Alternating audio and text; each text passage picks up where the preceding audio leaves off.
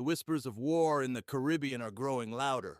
For years, the specter of a U.S. intervention in Venezuela has hung heavy, dismissed by some, feared by many. But in recent days, those whispers have transformed into concrete actions. As American warships patrol closer and B-52s pierce the skies, the Maduro regime is not idly waiting. They are rehearsing a desperate, complex, and potentially devastating strategy for national survival. This isn't about winning a conventional war. It's about making an invasion so costly, so protracted, that even the most powerful military on Earth would reconsider. The first, most critical step in Venezuela's defensive doctrine is a profound shift. The abandonment of static targets. In a move observed by intelligence agencies in the past, 72 hours, key military installations across the country, once symbols of state power, are being systematically emptied. Tanks, artillery, and critical command elements are vanishing from their customary garrisons. This isn't a retreat, it's a strategic dispersion. Maduro's generals understand that in a conflict with the United States, their fixed bases are not strongholds, but rather bullseyes for precision strikes. The goal: deny the enemy easy targets and preserve fighting capability. The next phase transforms Venezuela's vital arteries into impassable barriers. Reports indicate a concerted effort to prepare for the blocking of major roadways, particularly those leading into the nation's two most critical urban centers: Caracas, the capital, and Valencia, a key industrial hub.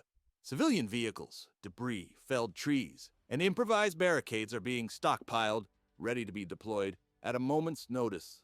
The intention is clear: slow the advance of any mechanized ground force, channel them into kill zones, and turn every kilometer of advance into a brutal, grinding ordeal. This is not about winning tank battles. It's about bleeding the enemy with every step. Where military hardware goes when it vanishes from bases or when key leaders disappear is a question that haunts any invading force.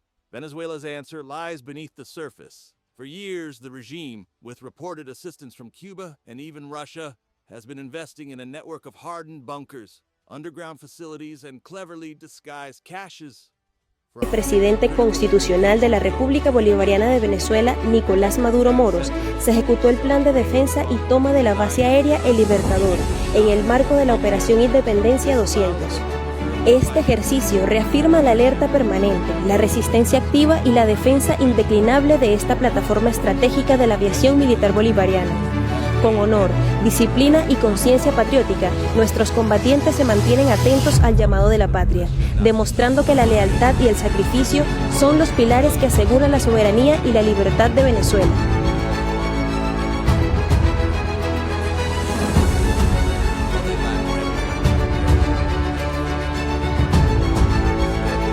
Trained for asymmetric warfare, intelligence gathering, harassment, sabotage, and creating a pervasive sense of insecurity for any occupying force.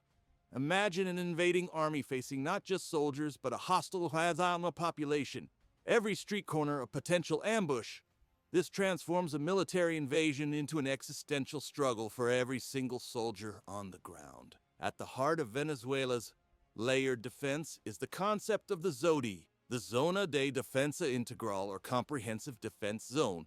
These are not mere geographical divisions. They are integrated command structures, each designed to function semi-autonomously under direct attack.